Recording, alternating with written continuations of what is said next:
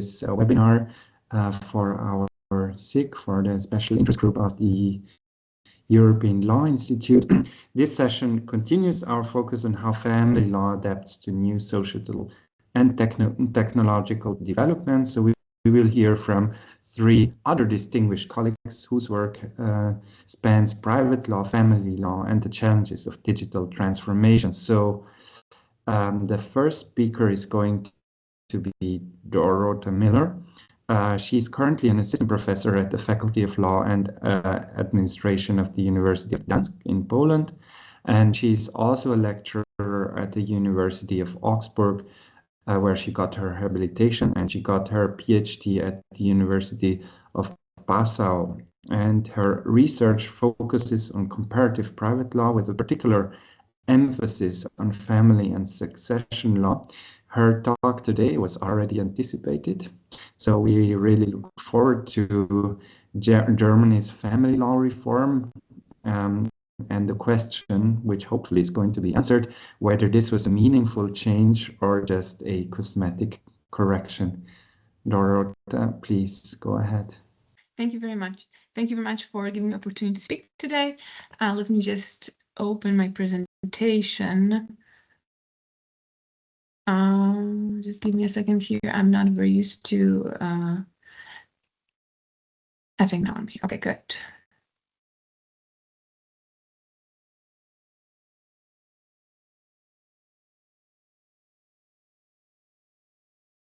Can you see my presentation? Yes, now you can see it, right?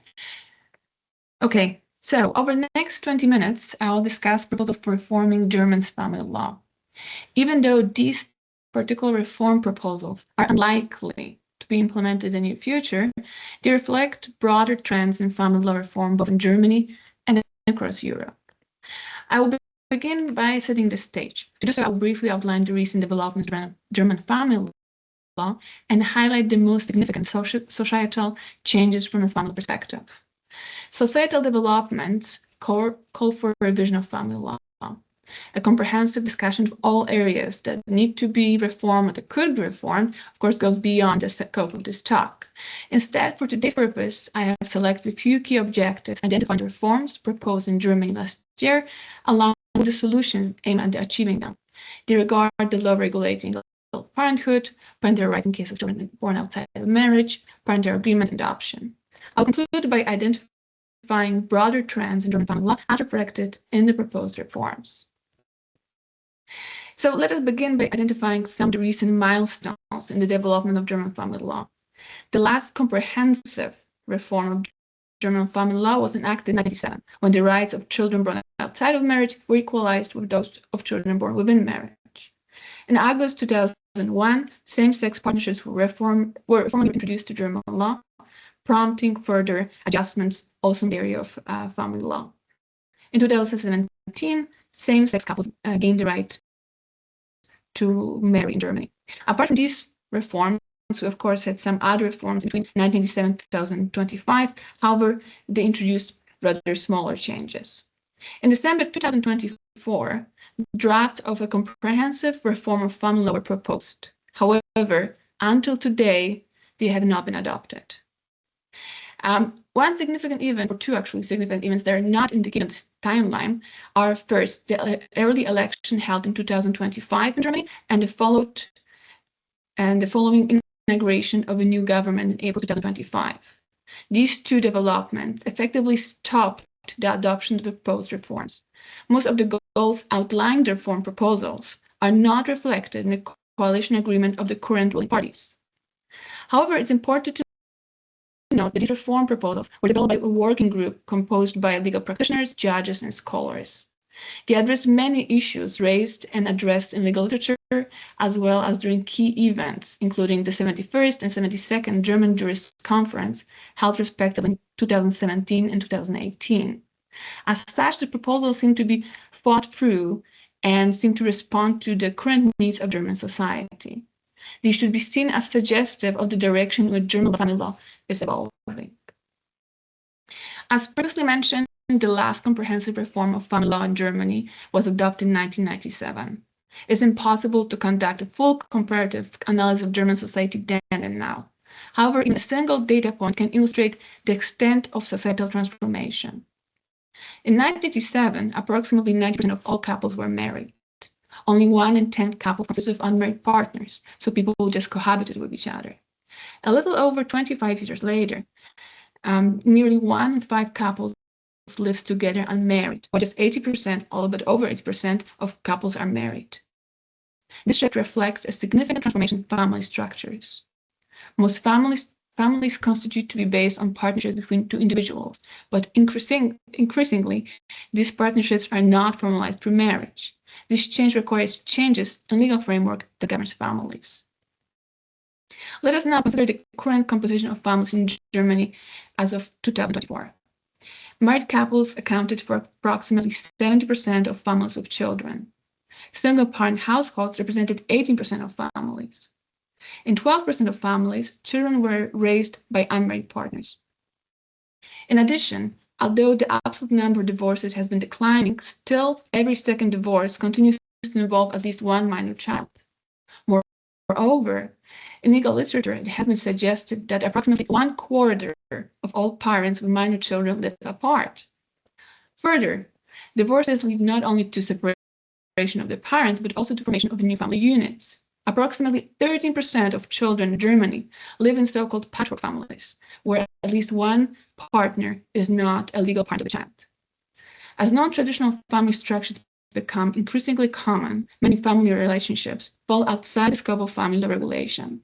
This growing disconnection between the lived realities and legal frameworks underscores the need for reform. Keeping these legal and societal developments in mind, let us now consider the aims of the proposed reforms, the current state of German family law, and the proposed changes aimed at aligning it with evolving social realities. The legal recognition of same-sex relationships and their equalization with marriage requires introducing further reforms in the law governing legal parenthood. Therefore, the first aim that can be identified was to confer parental rights upon societal parents from the moment of birth of the child. Under existing German law, the woman who gives birth to the child is this child's mother. However, the other parent is the man who married the mother, acknowledged the paternity, or whose paternity has been judicially established. In case where a child is born to a woman in a same-sex marriage, her female spouse is not automatically recognized as the child's second legal parent. Instead, that spouse of the birth mother must undergo a formal adoption process to acquire parental status. The draft legislation maintained the two-parental model, even though it has been criticized, and nevertheless introduces a more inclusive framework. The woman who gives birth remains the birth mother, but the other parent can be male, female, or non-binary.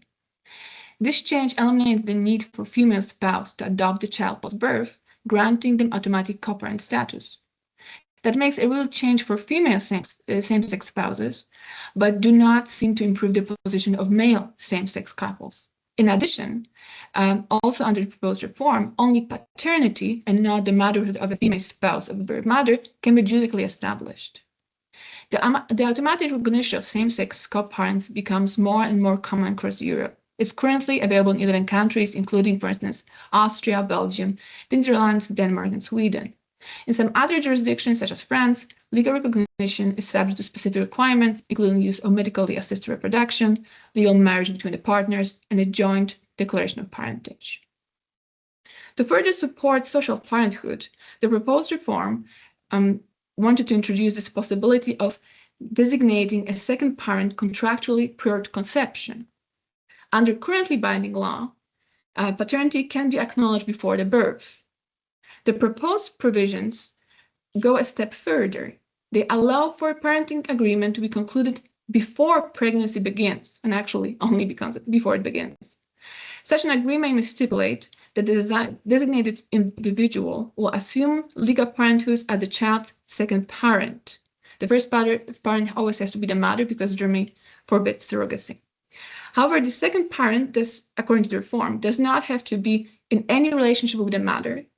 And if the mother is married, her spouse does not have to be the second parent, but can be a third person. Therefore, this agreement takes precedence over all other mechanisms for determining the legal status of a second parent.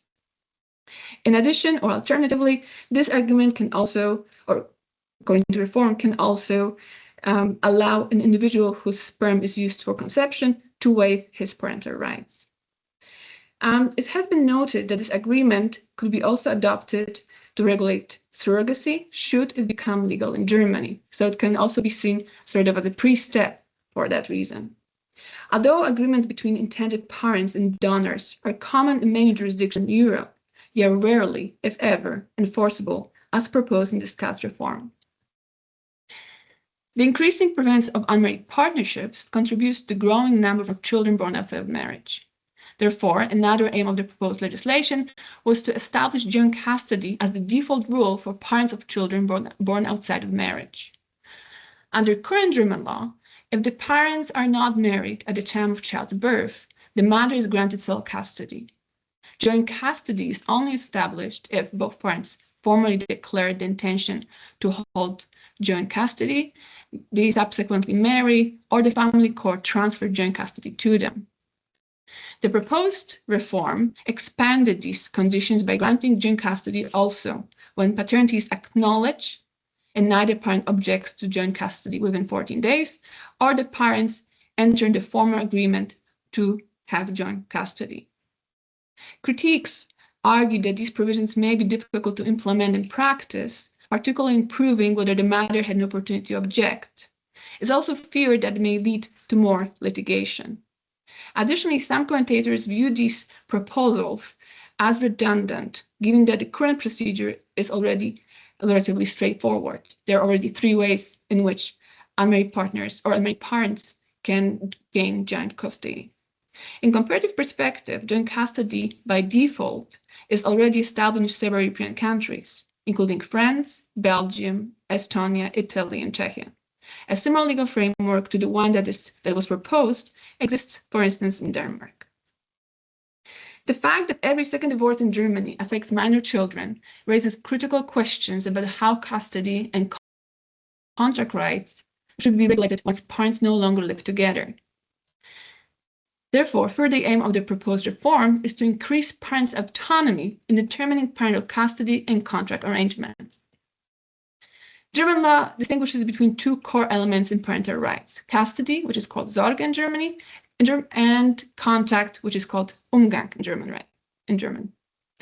Custody includes personal and financial care of the child, as well as the right to represent the child legally. Contact refers to caring for the child, spending time together, and maintaining any other form of interpersonal connection. Under current law, separation or divorce does not automatically alter joint custody of the parents. Any changes must be ordered by a court. Parents are not permitted to modify custody arrangements through private arrangements. Moreover, the existing legal framework is aligned with a custody model in which one parent takes care of the child and the other one pays child support. This remains the most common arrangement after divorce in Germany. However, alternative models of parental responsibility, for instance, ones when the children are taken care of by the parents equally, are gaining popularity. However, it's unclear whether a court can order these alternative models, and the law is misaligned with the application of these models. In addition, while parents often negotiate contact arrangements informally, such arrangements must be juridically confirmed to be legally enforceable, and that, of course, limits parental autonomy. Further, under current law, a step-parent may be authorized to make joint decisions in everyday matters concerning the child. It's called kleines Sorgerecht. However, this is subject to many conditions and restrictions. For example, step-parent must be the spouse of the parent, and the parent must hold sole custody over the child. These restrictions make the law very ineffective in practice. The proposed legislation seeks to empower parents, particularly in situations of separation. Firstly, the proposed reform explicitly allows parents to contractually regulate custody arrangements, provided these are reviewed by Jugendamt, so Youth Welfare Office, and officially recorded. That would allow them to establish joint custody by agreement, assign sole custody, or re-transfer custody rights without the involvement of a court. Secondly, the proposal introduced and defined 3 legislative models for custody. One of them being the one that is binding in Germany right now. So one parent takes care of the child, the other one pays child support. The second being parents taking care of the child to a significant extent, but not equal extent. The third one, when both parents take care of the child to the equal extent. The introduction of the legislative models would increase certainty of law. It was also meant to be accompanied by additional changes, such as reform of child support law. Thirdly, parents would also be permitted to formalize contact arrangements through private agreements. Parents do sign contact arrangements right now, but they are not legally recognized. Fourthly, the draft allows parents to grant contact rights to third parties and to define the scope of their rights contractually. Such rights may be conferred on individuals whose relationship with the child serves the child's best interest. For example, a former partner of a parent who has played an important role in the child's life. Moreover, according to proposed reform, parents would be allowed to authorize any 2 adults to make decisions in specific areas of parental custody. That would replace what is now called the kleines Sorgerecht, so the rights that the step-parent has. Despite the promises, the reform has been criticized as redundant, since similar outcomes can be already achieved through existing legal instruments. Moreover, especially in regard to the agreements granting contact rights or custody rights to third parties, there is a fear that because they can be retracted by either parents or by a child, if the child is older than 14 years old, these rights will be very unstable. In addition, it's said that the proposals are not really applicable when there's a parental disagreement. Some of these solutions, even though they've been criticized, have been discussed and have been postulated in literature for a long time. Moreover, the draft aligns with the international trend toward the contractualization of family law.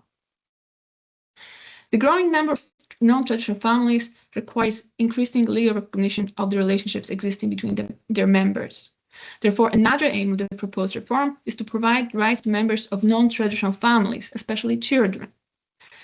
Under current law, a child has the right to contact with each parent only. Under the proposed law, the child would have right to contact biological parents who do not hold legal parental status, close caregivers who have assumed actual responsibility and share a social familiar bond, as well as grandparents and siblings. However, as in case of the current regulation under which children have the right to contact their parents, the enforceability of this right, especially in case of small children, is questionable, especially when the contact is not desired by the person having custody over the child. A similar solution to the one that is proposed has been adopted, for instance, in France. However, the right to contact to a particular person must be judicially established and meet additional prerequisites. The increasing prevalence of unmarried partnerships has prompted calls to expand adoption rights. In other words, another aim of the proposed reform was to open adoption to individuals living in non-traditional family structures. Under current German law, single individuals may adopt, and only married couples may adopt a child jointly, and they actually must do it together. Civil partners and unmarried couples are not permitted to adopt jointly. The only exception that was introduced in 2020 is that they can adopt the biological child of the other partner. The proposed legislation would allow any adult to adopt a child individually or jointly with spouse or partners, regardless of the marital status or legal form of their relationship. Across Europe, joint adoption by unmarried partners is still relatively rare. However, it's permitted in countries such as Netherlands, France, Denmark, and Belgium. Regardless of the technical details that I showed very briefly, this overview of the proposed reforms, developed and supported by legal practitioners and scholars, reveals several emerging trends in German and European family law. Firstly, the equalization of parental rights across different family structures. Secondly, expansion of parental autonomy in custody and contact matters. Thirdly, legal recognition of social relationships in non-traditional families. Fourthly, broader access to adoption for individuals living in modern family constellations. And fifthly, strengthening of children's rights and protection. However, this last point was not discussed by me today. These changes are not revolutionary. They're rather incremental. They complete previous reforms by facilitating their full implementation. They remove procedural barriers. They strengthen the rights of individuals involved in familiar relationships and enhance the dignity of those affected. Therefore, although the proposed changes are incremental and in many cases not perfect, especially by concentrating on the rights of the adults rather than of children, they remain significant and meaningful as they contribute to creating a legal system that is increasingly responsive to the realities of contemporary family life. Even though they have not been accepted and probably will not be accepted and adopted in the future, they seem to show the direction of development of family law in Germany and possibly in Europe. Thank you very much for your attention. Thank you, Dorota, for these really interesting insights into a reform that has not yet been enacted. So to answer your question, you haven't answered your question, but maybe that will follow in the discussion. Now we turn to the second speaker. Our next speaker is Giovanna D'Alfonso. Giovanna is an associate professor of private law at the University della Campania Luigi Vanvitelli, and her work engages with private law and digital regulation, which includes also artificial intelligence and technological risks. She will speak on gender-based domestic violence and its effects on family relationships. So, Giovanna, please start when you're ready. Yes, thank you very much. I hope you will see the slides because I was not so sure. You see, yes. Sorry. Okay, thank you. Good morning, thank you. I would like to thank Professor Francisco Javier Jimenez for his invitation to speak at this prestigious scientific event. It's an honor for me to participate. First of all,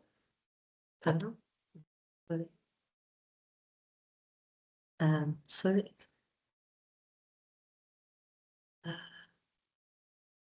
I'm not so good with technology. Okay, first of all, I would like to do an overview on the issue and objective of the speech. The Istanbul Convention of Preventing and Combating Violence Against Women and Domestic Violence, dated 2000 and entered into force in 2014, has been the driving force behind the adoption of important regulatory measures in Italy and in the adhering states, as well as the European level. Initially, the fight against violence against women focused mainly on the repression of criminal behavior, and for a long time, both legislators and the judicial courts did not give the same attention to the context of family relationships, where gender-based violence has serious repercussions not only on the direct victim. The aim of the speech is to highlight how national legislators have gradually adopted a different and global approach aimed not only at punishing the offender, but also at taking account the impact of violent behavior on women in family relationships.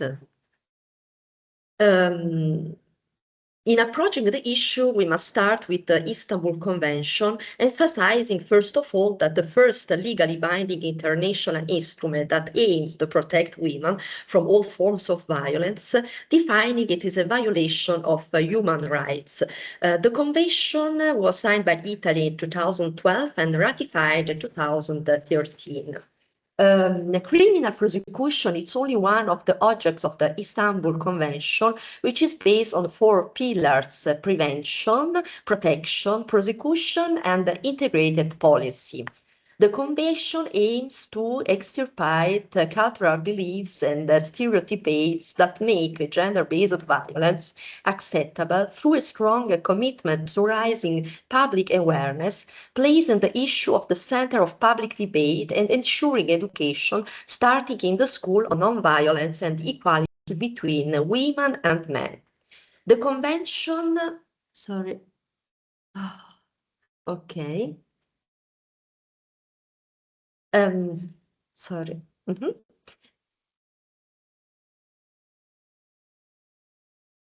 The Convention requires states to aim to protect and ensure the safety of victims and witnesses. This translates into an obligation for states to establish operational support services for victims, providing them with medical assistance, psychological and legal advice, refuge homes, reception center, and dedicated pre-phones helplines, as well as to provide for urgent measures to remove the offender and measures for the custody and visitation of children that guarantee the safety of minors and women who have suffered violence.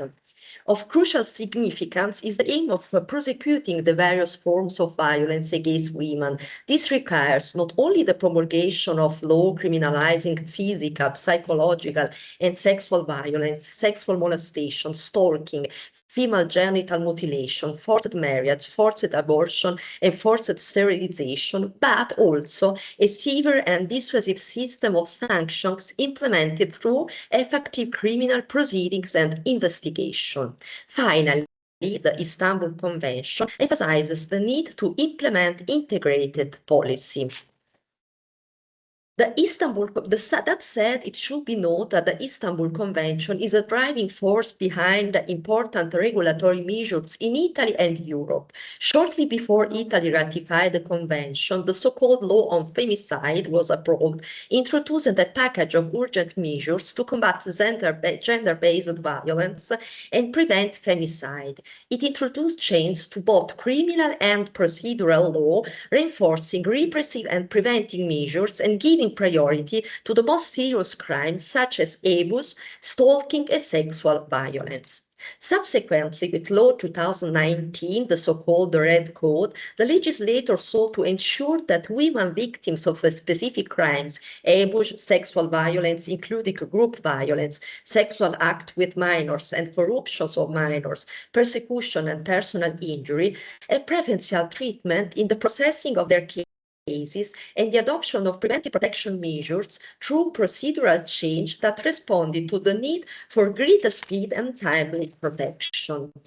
Directive 2024, adopted in 2024, 14 May, is the first European legislative act specifically aimed at combating violence against women and domestic violence. The directive established minimum standards for member states regarding the definition of offenses, the protection and assistance of victims, access to justice, and prevention measures. Member states must transpose the directive by 2027. Among the new provisions, the directive ensures that victims receive adequate assistance and protection with particular attention to minors, and that online reporting is possible for cybercrimes. Then there is in Italy the draft law 2528 approved by the Senate on the 23 July of this year and transmit to the Chamber of Deputies introduction of the crime of femicide and other regulatory measures to combat violence against women and protect victims. The law is based on the introduction of new criminal offense in criminal code classified as femicide, whose offender can be anyone and whose victim is the woman. The particular severity of the conduct, which justifies the severe punishment, is linked to a number of modal and finalistic conditions. Reference is made, in fact, to cases in which, first, the murder is committed as an act of discrimination or hate or abuse of power, or as an act of control or possession or domination over the victim is a woman.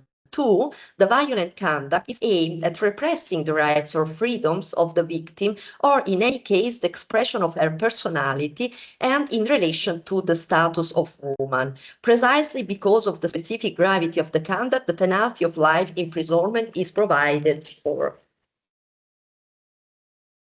That said, it should be noted that initially at national level, the fight against violence of women focused mainly on the repression of criminal conduct, and both legislator and judicial courts did not show the same sensibility in relation to the effects of domestic gender-based violence on family relationships, considering that gender-based violence has serious repercussions not only on the direct victim, but also on the minors who witness it.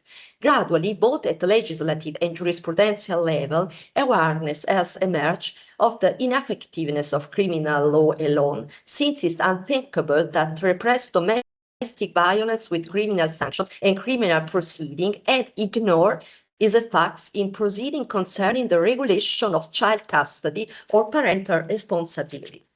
The need to protect orphans of femicide has also emerged. Let us therefore proceed with a critical analysis of the most important regulatory measures and court judgment concerning the effects of domestic violence in family relationships. Let's begin with the protection of orphans of femicide. The pervasive phenomenon of domestic and gender-based violence has given rise to the need to address the increasing number of children and adolescents who have been suddenly and dramatically deprived of their family life context due to crimes committed within the family. The impact of the psychological relationship of physical and educational spheres of orphans is devastating, to which are added economical and legal difficulties. The first legislative response in Italy has been with the law of 2018, the first systematic intervention in the whole Europe to protect orphans of domestic crimes.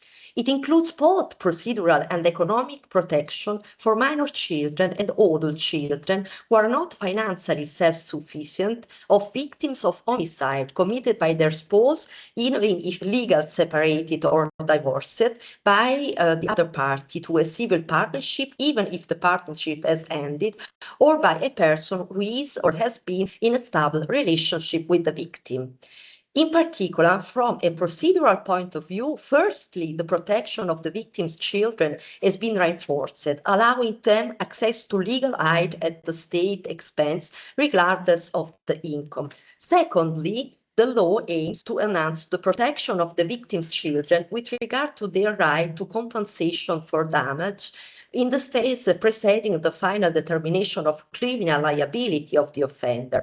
To this end, the legislator requires the public prosecutor to request the preventive sequestration of the suspected person's assets at every state and level of the proceeding in order to protect the right to compensation of the victim's children.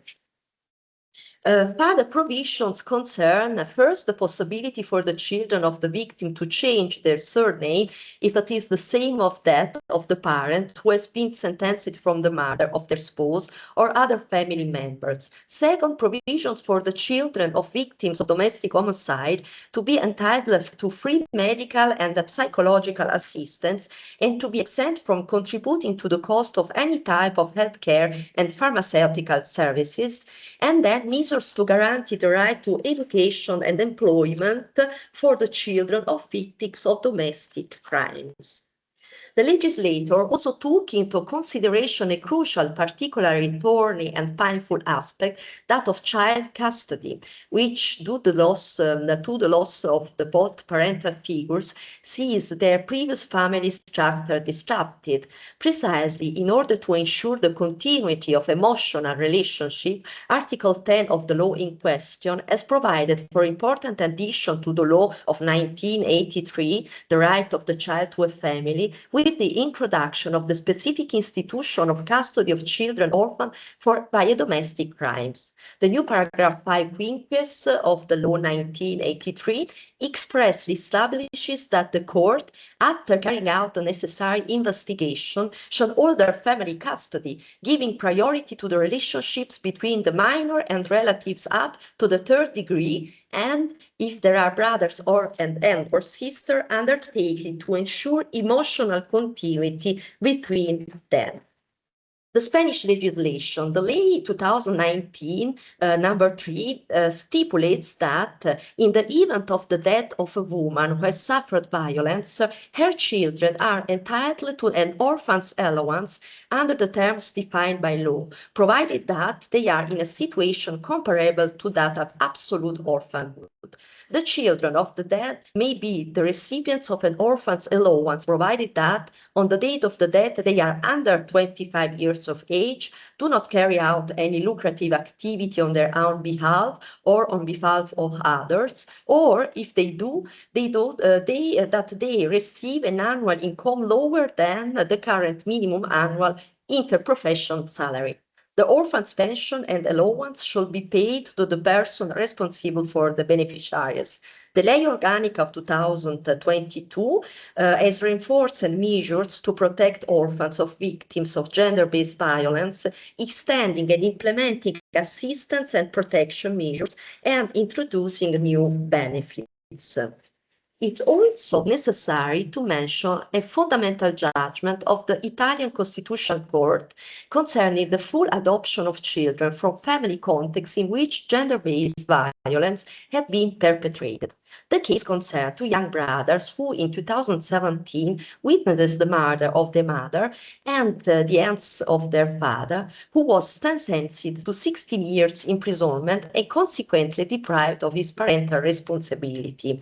The Milan Court of Appeal had ordered open pre-adoptive custody with the couple, providing for the children to maintain their relationship with the maternal grandmother and paternal uncles through the intervention of social services. By interlocutory decision of 2023, the First Chamber of the Court of Cassation considered it appropriate to invest the Constitutional Court with the question of legitimacy of Article 27 of the law 1983, which provides for the termination of the adopted person's relationship with their family of origin, except for property prohibition. Considering that these violate Articles 2, right to personal development, Article 3, equal treatment, Article 117, in relation to the European Court of Human Rights and the right to family life, as it does not take into account the best interests of child in maintaining emotional relationships. The judge of laws considered the question raised to be unfounded, based on the constitutional and conventional interpretation of the provision subject to censure. It has been established that the provision would apply without exception to formal legal ties with the family of origin, but not necessary to emotional relationships. The court has chosen to abandon rigid and absolute solutions because they are not adapted to the complexity of family relationships and the need to protect the personal identity and history of these children. It would be the court's task to verify, in relation to the specific case, whether maintaining relationships with the child's emotional and family world in the best interest of child. Another aspect to consider is that in Italy, in our legal system, in civil matters, when it comes to the custody of children in situation of domestic violence, there is a tendency towards secondary victimization, both on the part of the court-appointed experts called upon to evaluate the mother's parental ability and on the part of judges who are often inclined to award custody to the violent father or to declare the children adoptable. This practice is so well consolidated in case law that the European Court of Human Rights has, in several judgments, condemned Italy for the tendency of its courts to blame mothers who are victims of domestic violence with unfavorable judgment on parental responsibility or child custody. Reference is made in particular to the jurisprudential approach that tends to turn against women who, in reporting incidents of domestic violence, oppose shared custody or visitation arrangement that endanger the safety of minors. On numerous occasions, judges have described mothers as uncooperative parents and inadequate mothers, ordering measures to limit or suspend parental responsibility. If you would like then to, there is a very emblematic sentence of the European Court of Human Rights, 2012. Last point, finally, emphasis must be placed on the new rules of civil procedure reform laid down in Legislative Decree 2012, which have given relevance to domestic violence also in family and minors proceedings. Until now, the civil law system was essentially based solely on the protection orders, which could not be considered sufficient to deal with mistreatment and abuse within families in crisis. Increased social awareness has finally led the legislator to adopt a different comprehensive approach aimed at ensuring not only the punishment of the offender, but also taking into account the incidence of conduct constituting abuse in the broad sense, even if not criminally prosecutable, in family crisis and child cases. The new discipline essentially incorporates the general principles of the Istanbul Convention, with respect to which, first, the legislator extends protection to situations characterized by abuse, which is different from violence. Then, it adopts a series of provisions for coordination between courts. The main theme is the ascertainment of the facts by the criminal court and its relevance in civil proceedings, given that the evidence that emerges in criminal proceedings can significantly broaden the civil law perspective and allow for the adoption of measures that are certainly more in line with the actual situation of that particular family.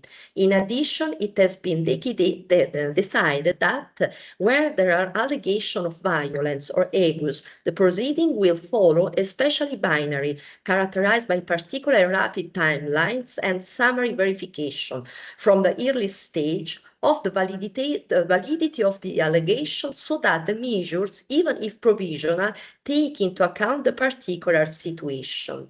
The legislator identifies a range of mechanisms designed to prevent forms of secondary victimization. In particular, with regard to listening to the child, the judge must avoid any direct contact between the child and the presumed perpetrator of the violence. Then it excludes the need for the female victim to appear in person and at the hearing, and in the event of her appearance, provide that the judge shall abstain from attending conciliation. In this way, the reform seems to recognize that violence between parents indicates an imbalance of power in the relationship that can negatively affect the ability to negotiate fairly and reach a mutually acceptable agreement, and to give concrete effect to the Article 48 of the Istanbul Convention. Thank you for the attention.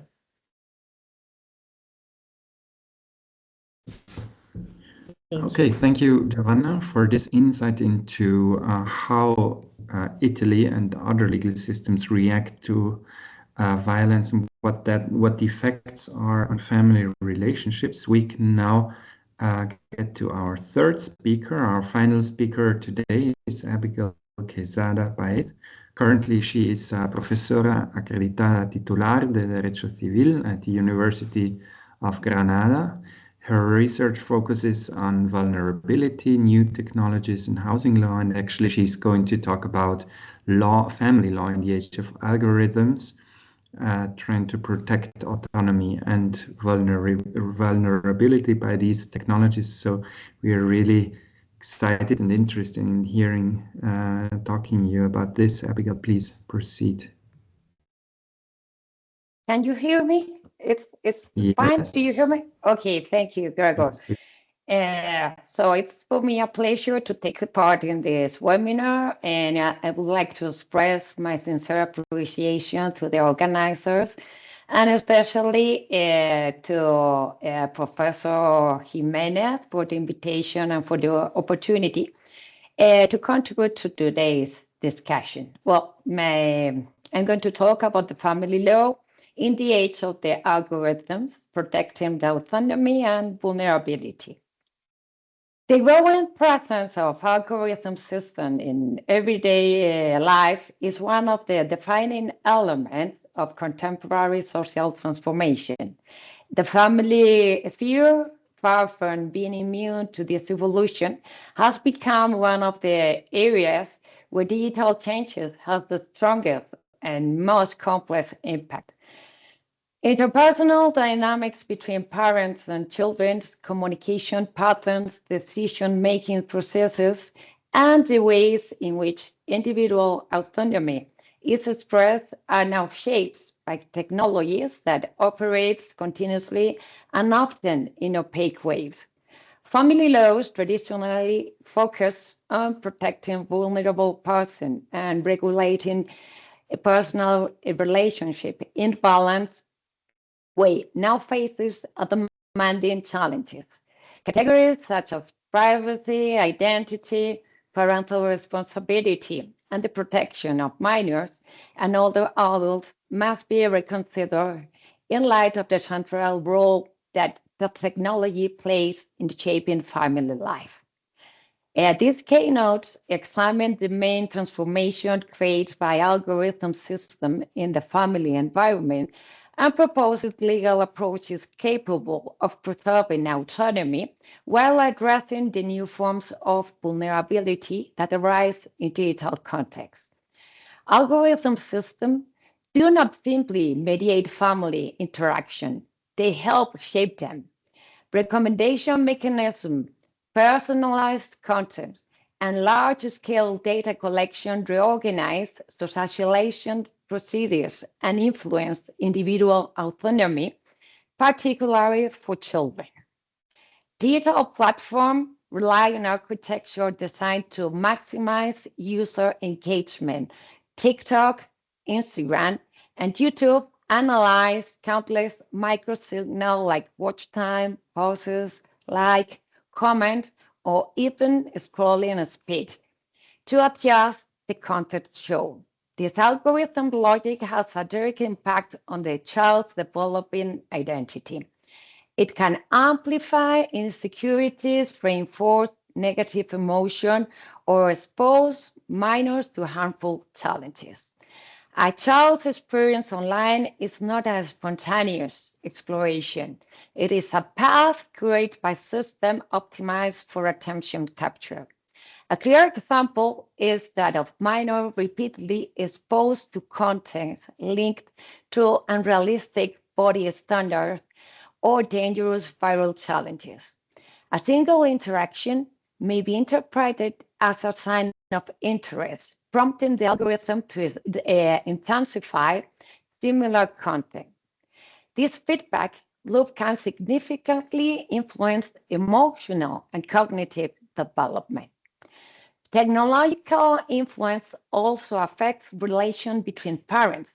The constant availability of digital record, message, photos, shared calendars, location data turns everyday interaction into potential evidence.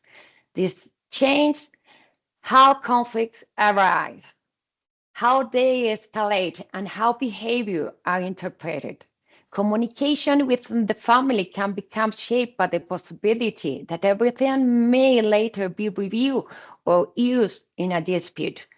Older adults face a different but equally relevant dynamic.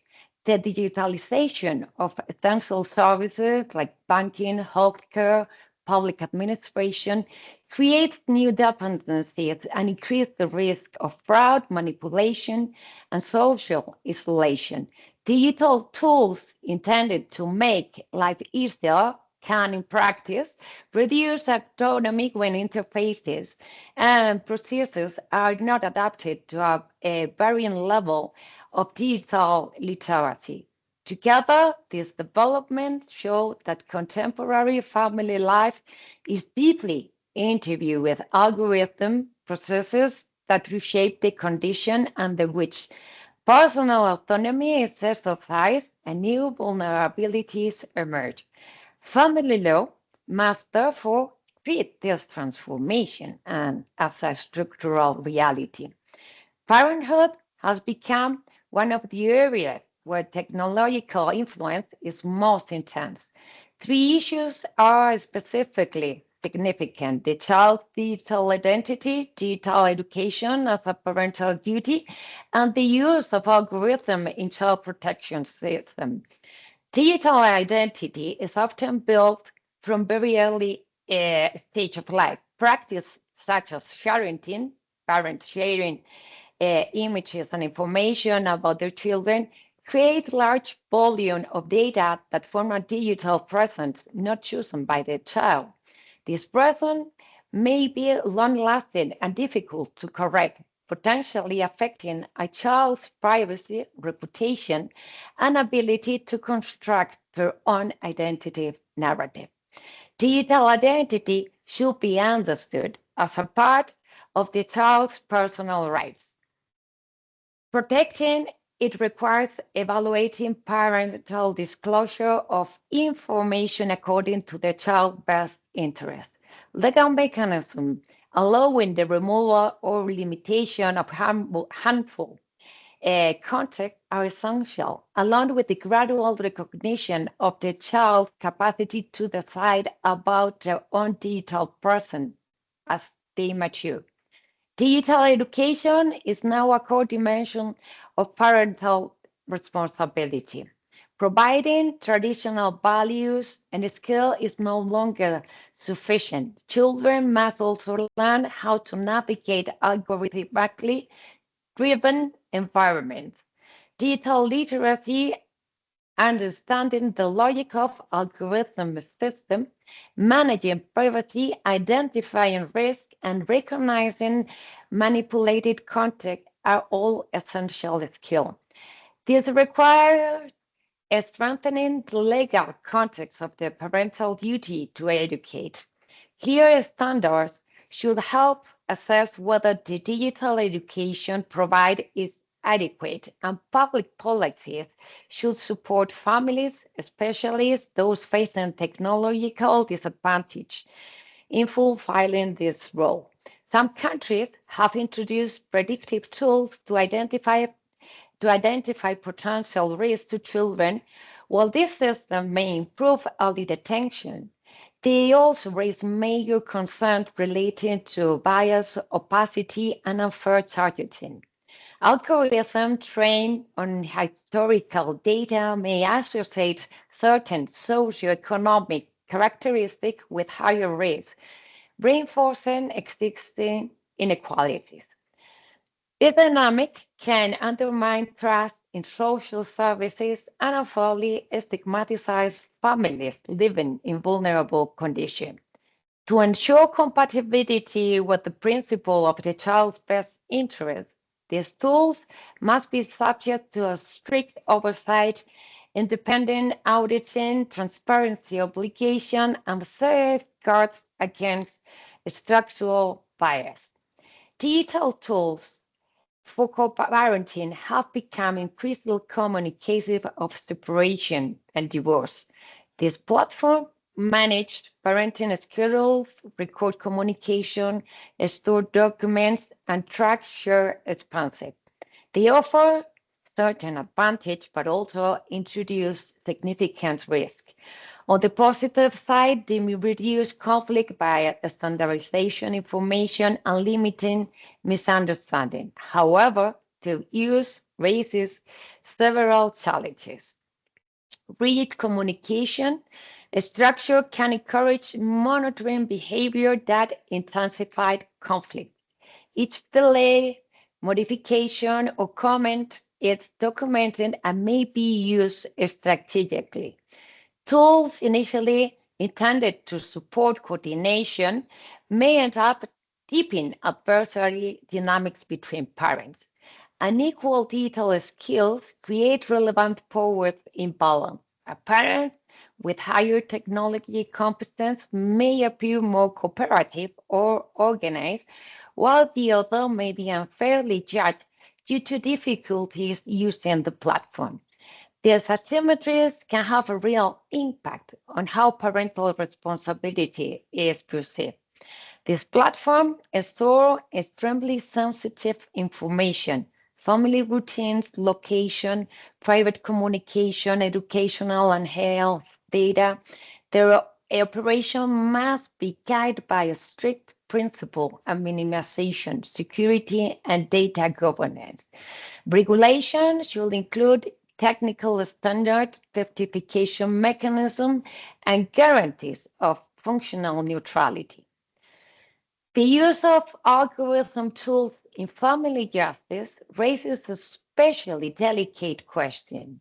Family disputes are deeply contextual and emotional, making them unsuitable for predictive or automated decision making. Decision on custody, contact, or parental responsibility requires individual analysis that cannot be reduced to a statistic correlation. Predictive models developed for other fields such as criminal justice risk reinforces biases and inequalities. Their application in family matter would be even more problematic due to heightened protection owed to the children. Many AI systems, especially those using deep learning, operate through opaque processes that are difficult to explain. This lack of transparency conflicts with essential principle of judicial reasoning, such as the duty to provide clear reasons and the parties' right to understand how a decision was reached. The European AI Act imposes a strong limit on algorithm system affecting fundamental rights and prohibits the specific forms of automatic evaluation. Its principles, human oversight, transparency, traceability, and strict risk control are especially relevant in family law. Automat or semi-automat system that could influence judicial reasoning should be excluded. The digitalization of everyday life has created new ways for all the adults to exercise autonomy, especially in relation to the management of their identity, property, and legacy in online environments. These developments go beyond traditional private law categories and requires a renewed understanding of autonomy in later life. Digital wills allows individuals to define how their online accounts, digital files, and virtual property should be handled after death. However, their effectiveness is limited by platform terms of services, which often restrict access or refuse to recognize succession rights. For all their adults, these remain that the expression of the final wishes may depend on private contractual rules rather than the legal one. Strengthening postmortem autonomy requires recognizing digital access as part of the state, preventing platform rules from overriding the tester will, and ensuring clear procedure to heirs to access or delete digital account. Many older adults now possess access that exists only online, cloud archive, digital photograph, cryptocurrencies, wallet, subscription libraries, or monetized social media profiles. These affairs are often difficult to classify within existing succession framework. A modern approach to online inheritance should guarantee that digital access are included in inheritance. Investors, heirs have a lawful and workable path to access them, and digital service providers assume clear duties as custodian of user data. This ensures that patrimonial autonomy remains fully effective in digital environment. Another emerging dimension is the continuing personality of individual in virtual spaces. Older adults leave extensive digital traces, photos, messages, behavior data, voices recording that may persist long after death. New AI systems can even recreate a synthetic version of a person's voice or behavior. This raises key question. Should individuals control whether these digital traces remain, disappear, or are transformed? Can heirs decide on the future of a deceased person online persona? How should the law regulate AI-generated simulation of a dead person? Managing one's digital afterlife becomes a new form of autonomy linked to dignity and personal identity.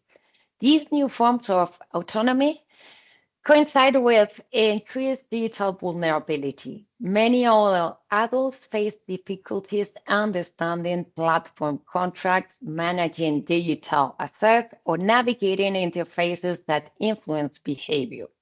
This may exposure them to undue influence or limit their ability to fully inform decisions. Recognizing digital vulnerability as a relevant legal factor will help ensuring appropriate support mechanisms for decision making, safeguards against manipulation in an online environment, and real respect for the choice other adults express regarding the digital legacy. To conclude, I would say algorithm technologies now play a structural role in family life, reshaping the condition under which autonomy is exercised and new vulnerabilities emerge. This issue examines digital identity, parental responsibility, co-parenting, family justice, and the protection of older adults. Illustrate the need for a current and technology-aware legal framework. This required recognizing the child's digital identity as a specific legal interest, strengthening digital education as a core parental duty, regulating co-parenting application to ensure neutrality and privacy, imposing a strict limit on algorithm tools in family justice, and protecting older adults from digital vulnerability while safeguarding their autonomy. And thank you very much for your attention and the opportunity to contribute to the discussion. Thank you very much. Thank you, Abigail, for this really broad presentation on AI and family and personality rights. You even went to digital inheritance, so you covered most of the questions in your talk. Very interesting. So what we still have time now for a discussion. That means that you're all invited to ask your questions now. Is there anybody who, yes, please, Elena. Thank you very much, Gregor, and thank you to all speakers of the second session. I would have a question to Dorota. I'm very curious about the German reform on parental responsibility and with particular regard to the expansion of parents' autonomy regarding parental responsibility. And I would like to ask, because I'm completely ignorant about this prospective reform, whether the German legislator intends to allow the parents to agree not only on the modalities of the custody or the responsibility, but also on whom will have the parental responsibility. For instance, are they even allowed to decide that the responsibility of the child is given to a third party, for instance, a grandparent, or even someone else, for instance, institution aimed to care for children, social services, or something similar. Thank you very much.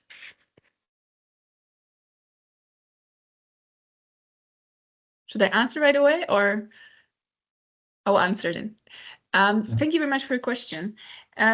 Well, according to proposed reform, the parents would be allowed to conclude an agreement in which they would specify which of them or who of them would have the parental custody. It has not been agreed, or it has not been provided to them that they can give their custody right to someone else. they have to be the one having the custody. However, there are two additional tools that allow them to give certain custody rights to any two adults. And I think that's fought for patchwork families. So when we have parents who divorced and now have two new partners, so the new partners can make some decisions as well. And the second tool is a right to give contact rights to any third person. So that has no limitations and can be given to anyone. But the basic custody rights, the ones that usually are with the parents, or most of the times are with parents, they have to stay with the parents. They cannot give their custody right to someone else. They cannot say, I don't want to be a parent anymore. I want my mother to take care of the child now. Thank you. Yeah, thank you, Dorota. I also have a question for you, because you said there should be an agreement with regard to social parents. There should be an agreement that takes precedence over all other rules that are in the law to determine who is to be the parent. So I wonder, are there any safeguards? Or can you deprive a biological parent or the child of a biological parent, which would be in a way beneficiary for the child to have? So first of all, I don't think, well, I think these proposals that I discussed are interesting, and I think they do show the trends that are that we can recognize in Europe. But I don't know whether they should be all accepted. My personal view is slightly different. But regarding your question regarding the parental agreement, this agreement can be signed before the conception of a child, and it's fought for probably same-sex parents who would not want the sperm donor to have any relation with the child or not be a parent of the child. In the situation, the same-sex couples or the same-sex parents, usually the two females, would be able to get the sperm from a third person. The third person would be able to waive his rights, and the two parents would be, well, the second female spouse or partner would be designated as the second parent. Are there any safeguards? There are very few safeguards. Actually, that has been questionable. It was in question whether it's a really good solution, because that allows for a very complicated situation. It allows a woman who is married to a man to get a sperm from a second man. So, for example, a second woman can be the second legal parent.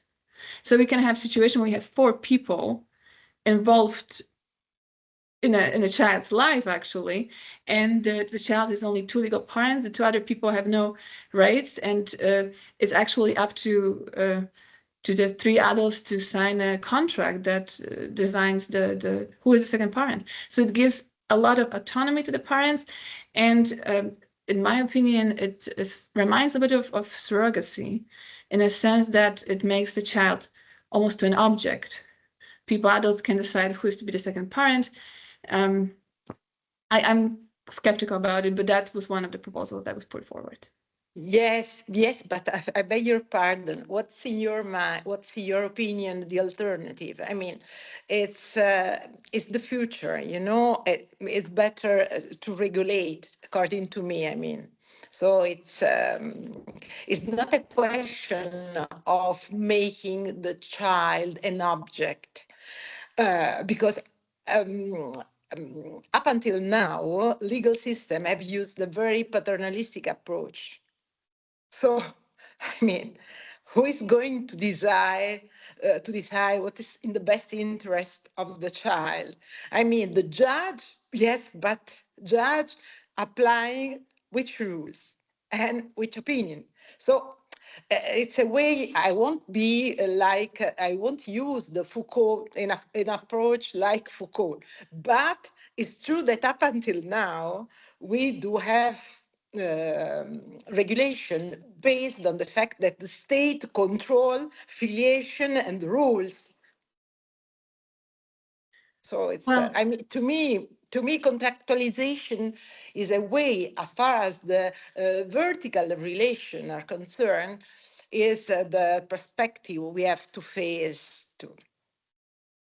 That's my opinion. That's why I find there is not the best solution, but it's a way to find to find a path to regulate this kind of relation. That's my opinion, of course. Okay. Well, thank you for that. If I just could shortly respond, I think situations where women are married and are not, for example, in divorce proceedings, I don't think they should be allowed to sign contracts in which they when they say that a third person should be a second parent of a child, because they stay in a marriage relationship, assuming that they are with their spouse, and then there's a third person who is then going to be a father. I think the parent. I think that it just leads to unnecessary complications. I think Yes, but but love sometimes has multiple ways to be expressed. So it's in case it's in the is according to the child, and there are the international convention that says that of course children must be heard, and we have to give space to their will. So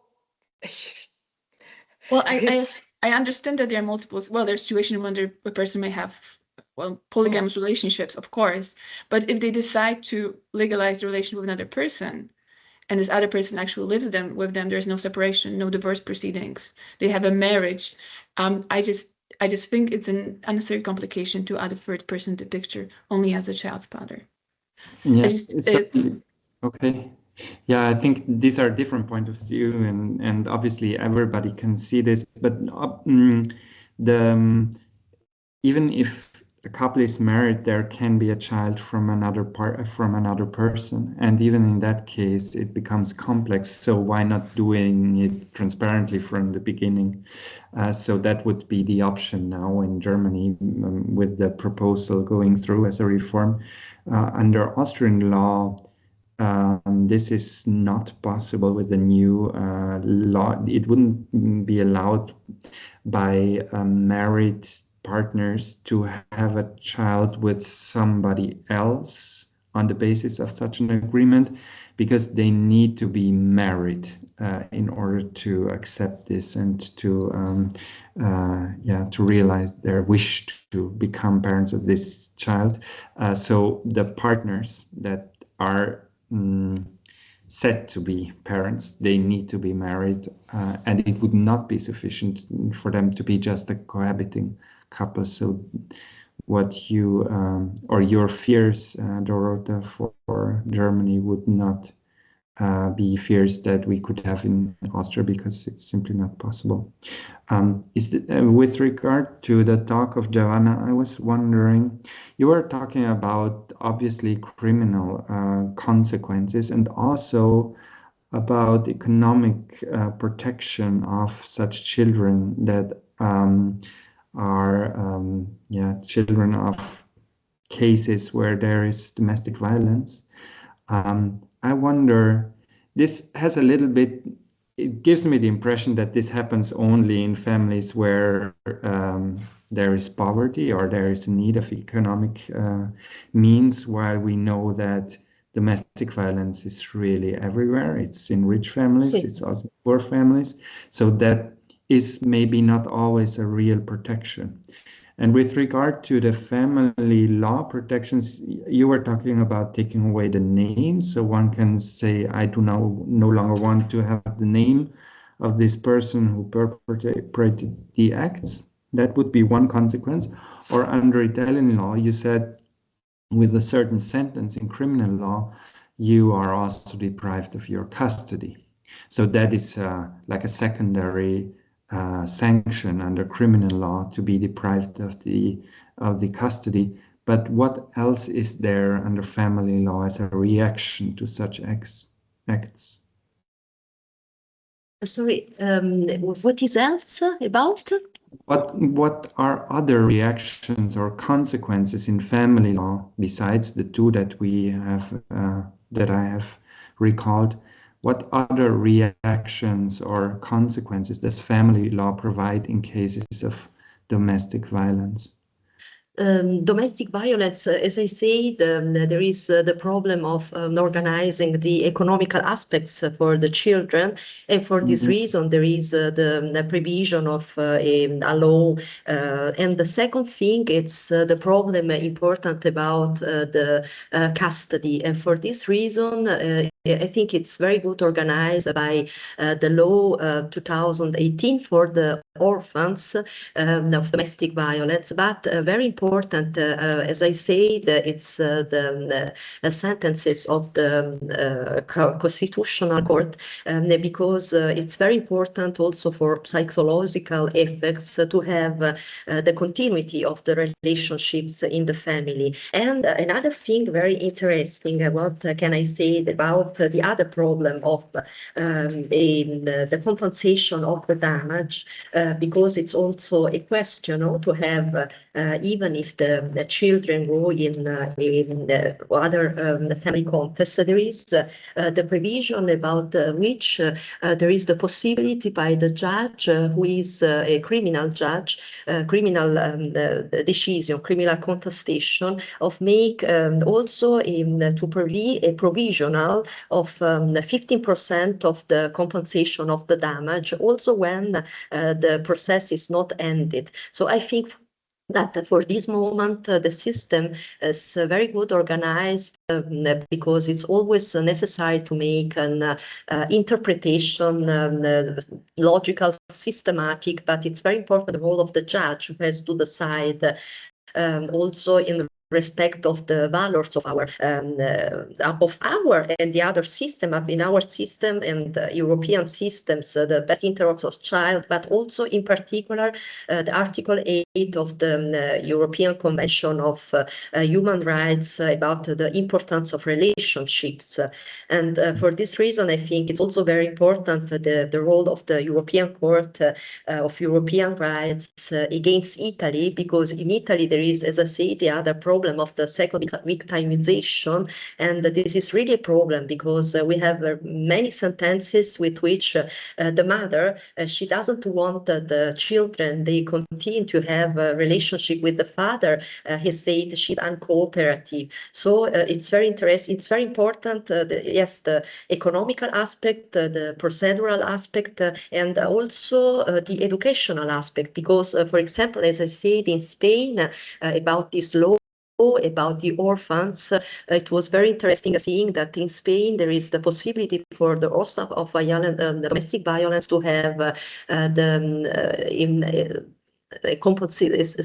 money for the state, also when they are more until 25 years. So I think the system is important, and we will see, it will be very interesting also to see the transposition of the directive of 2024. It will be transposed until June 2027, because also there is the identification of the procedural problems, economical problems, and in particular, what's also, it's very interesting in any laws and also in this directive, the provision that it will be necessary the summary proceedings and the time very, very quickly. So I think there are many laws, the jurisprudential level, but then it's necessary also at the end that the judge will decide case from case, also in the interpretation, axiological interpretation of the values of the system. But do I understand, thank you very much for this clarification. Do I understand you correctly that there is no general rule for depriving a violent parent of the custody of the child? No, there is yes. no rule. No, there is the provision that it will be decided by the judge, because if there is, for example, there is, it is very important, the new law of the reform of the procedural code. It's very important, I think, that it will be the coordination between the criminal code, the criminal proceedings, and the civil proceedings, because if in the criminal proceedings it is decided that the father who make an homicide or who make violence abuse against the child will be in imprisonment from any years it could be necessary, no? And so to find someone for the children. And it's very important the rule that perhaps it's better to make also these emotional relationships. So it could be it depends from the case. It depends from the case that there is the father, if he lives with the father, there is a proceedings but not all terminated, and it would be necessary to decide if he's not imprisonment, he could be see the children, or it could be there is the orphanhood. And in this case, there is legislation that very good specifies that it's important to have the third grade of the family to have the continuity of the psycho-emotional relationship. Okay, thank you very much. So I think this is, are there any more questions? No, I don't see any more questions. So it's time for the concluding remarks from my side. Thank you very much to the three speakers, to everybody who participated. And now, Francisco, I think you are going to do the concluding. Yes. Yes. Well, thank you, Gregor. Thank you very much to all the attendants and participants for your interventions. I think we have had a very interesting speeches, and we have learned very much about these topics. And finally, well, I have to say that, as it was announced, this event is being recorded. So we will send the recording to everyone registered, together with a brief abstract of every speech. And we will place them too in the SIG's social networks. Thank you very much again. And well, have a good day. Bye. Bye-bye. Thank you. Bye-bye. Thank you so Bye. much, Thank Francesco. you, Bye. Bye-bye to all of you. Goodbye. Bye-bye. Bye. Bye. Thank you. Bye. Bye. Bye. Ciao, ciao Virginia. Ciao. Ciao. Ciao. Ciao. Ciao.